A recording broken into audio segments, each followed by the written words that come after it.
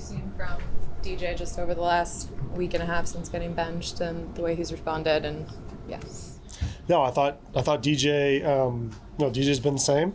He approaches every day like a pro, comes into work, and in the meetings has been really good at communicating with the O-line, the skill group, with the coaches as well. Talking with him about the game plan this week. So I think we're all excited. But today's the most important day of the week so far.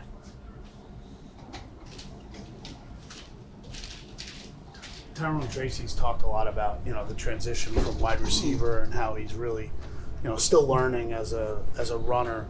When you see him set up some of the runs that he did in Pittsburgh, what does that say about the feel that he's gaining as far as being able to read plays, be patient enough, and then break them off when the hole's there? I would say I think Tracy's had some really good production.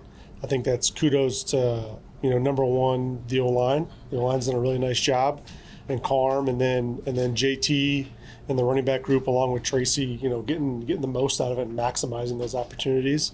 I think Tracy's just, every day just come to work, continue to get better. Things that he sees in practice that's maybe not super clean or not perfect, they get the adjustments, they get it fixed. Next day, it looks a lot better. So it's just, just that process going through with a young player, potentially seeing some things for the first time, which I think which happens, So, but he's done a great job of seeing it and being presented with those things and keep on working on it. And obviously, you guys liked him enough to take him, Tracy. Did you see what we've seen so far this season, the potential there right from when you first got him? Yeah, whenever you draft a guy, you see a certain role for him or a certain aspect of his game that could help us. And I think what Tracy has done, just taking advantage of the opportunities when Motor went down, him stepping up, and then just having the run game and the pass game be effective for him. And that was stuff that we saw on tape that we thought he could fit well within our offense. I know this isn't what you're scouting this week, but what have you seen from Jayden just to have the success that he's had so quickly as a player? Yeah, just watching him from afar and, maybe a couple of the carryover games or just, some of the highlight stuff that he's had. He seems to be playing pretty efficient with explosives in the pass game. I know he's leading the league in rushing as a rookie.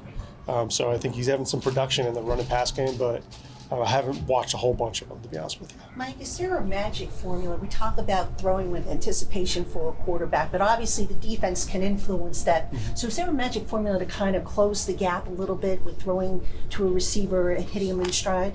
Yeah, it all starts with the protection, with the 5 guys up front, and it could be included with the backs and tight ends as well.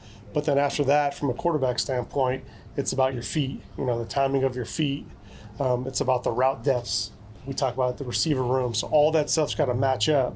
And then the coverage can also dictate that as well. So we're seeing post-side coverage, you're playing split safety defenses. Where does that zone in that defense or that spot in that defense, where's the open area? And then how's the quarterback time up his feet and the receiver, time up his depth to get to that spot to effectively attack that defense. So is it fair to say then the thing that the quarterback can control most is his feet and just getting set? Yeah, I think that's the things that we stress. I don't say that's the number one thing.